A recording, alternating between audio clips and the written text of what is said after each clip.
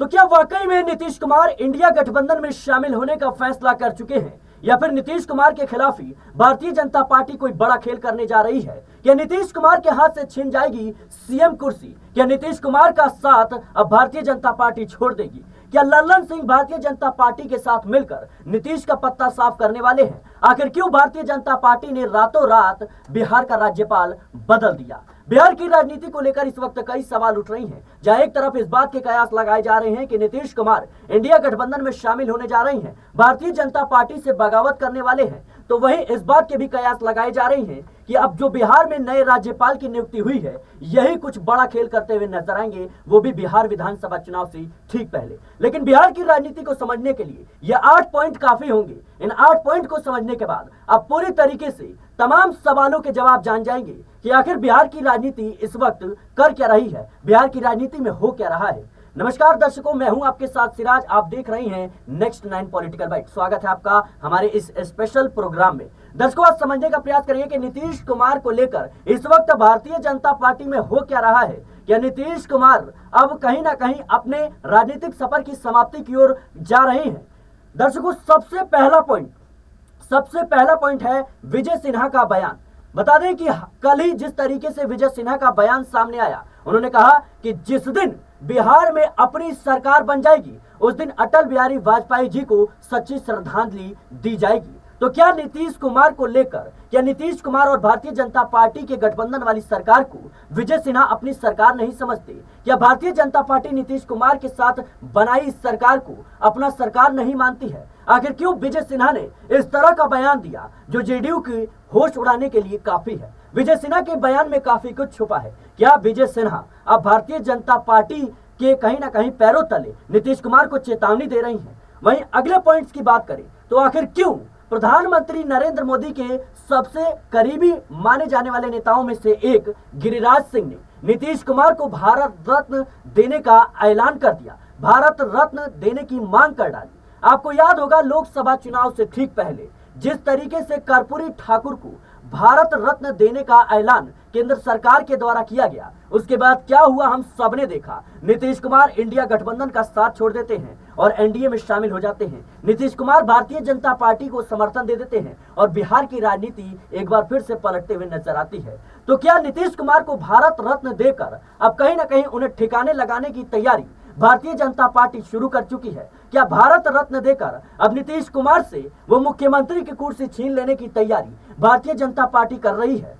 ये गिरिराज सिंह के बयान से तो यही झलकता है कि नीतीश कुमार जी, आप लीजिए भारत रत्न और अब मुख्यमंत्री की कुर्सी छोड़िए। आखिर क्यों गिरिराज सिंह, जो एक वक्त पर पानी पी पी कर अब शब्दों का प्रयोग नीतीश कुमार के खिलाफ करते थे, वही गिरिराज सिंह अब नीतीश कुमार के कामों का कहीं ना कहीं बखान करते हुए नजर आ रहे हैं, उन्हें भारत रत्न देने की मांग कर रही हैं? क्या इस भारत रत्न के पीछे जो सीएम की कुर्सी है उसका सौदा छुपा हुआ है? यह भी कहीं ना कहीं बड़ा सवाल बन जाता है। वहीं बात करें गृह मंत्री अमित शाह का वो बयान, जिसके बाद से ही तमाम तरह के सवाल उठने लगे थे।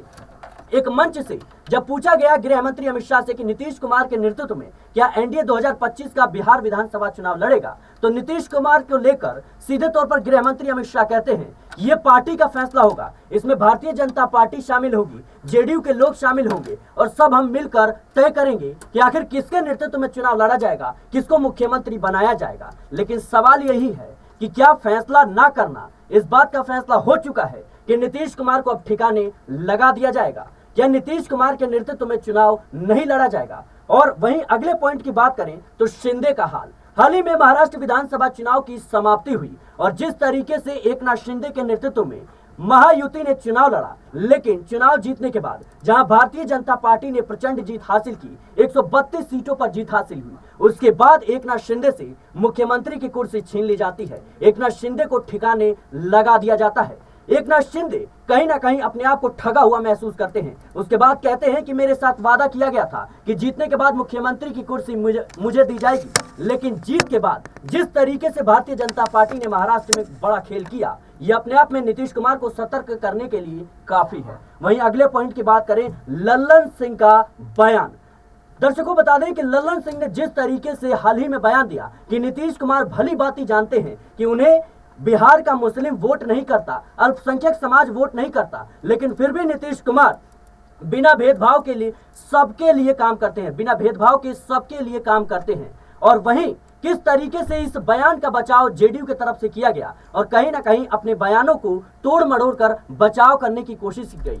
तो क्या लल्लन सिंह भारतीय जनता पार्टी की बोल रही हैं? क्या लल्लन सिंह भारतीय जनता पार्टी के इशारों पर काम कर रही हैं? लल्लन सिंह और गृह मंत्री अमित शाह की करीबी लगातार बढ़ती जा रही है। इससे नीतीश कुमार काफी ज्यादा चिंतित नजर आ रही हैं। वहीं बात करें वक्फ संशोधन बिल की, वक्फ संशोधन बिल का लल्लन सिंह लोकसभा में समर्थन तो कर देते हैं, लेकिन ये समर्थन करना अपने आप में दर्शाता है कि नीतीश कुमार इससे अलग सोचते हैं। नीतीश कुमार अगले ही दिन यह ऐलान करते हैं कि वक्फ बोर्ड की तमाम जमीनों पर, तमाम प्रॉपर्टीज पर मदरसों का निर्माण करवाया जाएगा।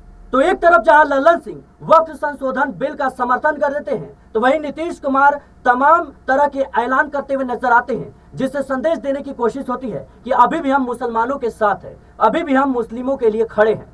तो क्या लल्लन सिंह और नीतीश कुमार के बीच सब कुछ ठीक नहीं चल रहा? क्या लल्लन सिंह अब भारतीय जनता पार्टी के इशारों पर काम कर रही हैं? क्या लल्लन सिंह भारतीय जनता पार्टी का कहीं ना कहीं काम करते हुए नजर आ रही हैं? वहीं हम बात करें अंबेडकर विवाद, हाल ही में जिस तरीके से राज्यसभा में गृह मंत्री अमित शाह ने जो अंबेडकर को लेकर बयान दिया, उसको लेकर अब नीतीश कुमार से सवाल पूछे जा रहे हैं। दरअसल राज्यसभा में गृह मंत्री अमित शाह ने कहा कि अंबेडकर अंबेडकर अंबेडकर यह आजकल फैशन हो गया है, इतना नाम अगर भगवान का ले लेते तो शायद 7 जन्मों तक स्वर्ग मिल जाता।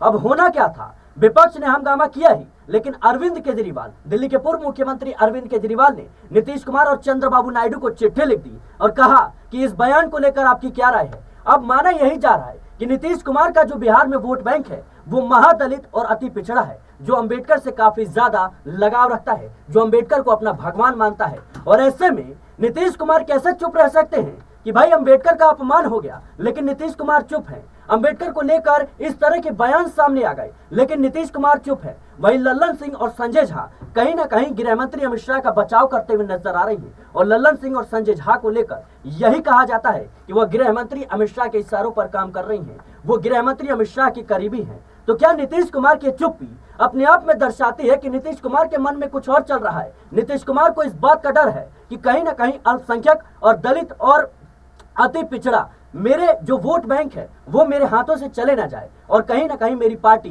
बिहार विधानसभा चुनाव में बुरा हश्र ना हो जाए। तो क्या नीतीश कुमार की चुप्पी इस बात का संकेत दे रही है कि अब कहीं ना कहीं नीतीश कुमार के मन में कुछ और चल रहा है? नीतीश कुमार क्या पलटी मारने वाले हैं? कहीं ना कहीं इस घटनाक्रम से ये संकेत तो मिल ही जाता है। वहीं बात करें 8वें पॉइंट की, तो राज्यपाल का बदलना। बिहार की राजनीति में जिस तरीके से रातों रात केंद्र सरकार ने राज्यपाल को बदल दिया और केरल के राज्यपाल उनको बिहार का राज्यपाल बना दिया, आरिफ मोहम्मद खान, ये वो चेहरा है जिसको भारतीय जनता पार्टी में एक बड़ा मुकाम मिला, जो भारतीय जनता पार्टी ने लगातार आगे बढ़ाने की कोशिश करती है। ये भारतीय जनता पार्टी में रहकर भी आरिफ मोहम्मद खान को प्रधानमंत्री नरेंद्र मोदी और गृह मंत्री अमित शाह का करीबी माना जाता है। और ऐसे में एकाएक जिस तरीके से राज्यपाल को कहीं ना कहीं बदला गया, इससे नीतीश कुमार के मन में इस बात का डर है और नीतीश कुमार को लेकर बिहार की राजनीति में इस बात की चर्चा हो रही है, क्या आरिफ मोहम्मद खान अब बिहार में कोई बड़ा खेल करने जा रही हैं? क्या सरकार पर नियंत्रण अब कहीं ना कहीं आरिफ मोहम्मद खान का होगा?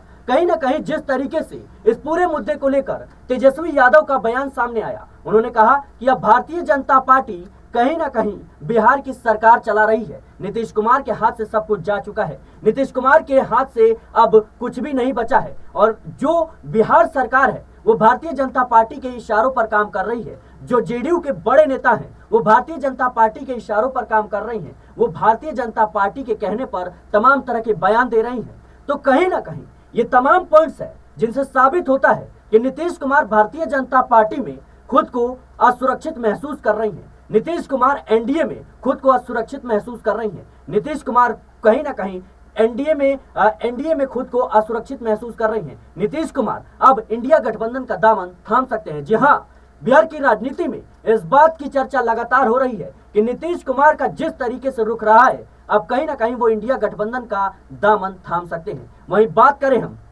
तो जिस तरीके से नीतीश कुमार ने प्रगति यात्रा अपनी शुरू कर दी और इस प्रगति यात्रा में देखा गया कि भारतीय जनता पार्टी के एक भी नेता शामिल नहीं हुए। भारतीय जनता पार्टी के नेताओं ने इस प्रगति यात्रा से दूरी बनाई, तो क्या यह दूरी बनाना इस बात को दर्शाता है कि भारतीय जनता पार्टी भी नीतीश कुमार को लेकर असुरक्षित महसूस कर रही है? नीतीश कुमार का जिस तरीके से राजनीतिक सफर रहा है, भली भांति कहीं ना कहीं भारतीय जनता पार्टी समझती है कि ये कभी भी पाला बदल सकते हैं। तो क्या इनके प्रगति यात्रा से दूरी बनाना इस बात के संकेत दे रहा है कि भारतीय जनता पार्टी और नीतीश कुमार के बीच सब कुछ ठीक नहीं चल रहा है? आखिर क्यों नीतीश कुमार एकाएक अचानक अस्वस्थ हो जाते हैं और तमाम बैठकें रद्द कर दी जाती हैं?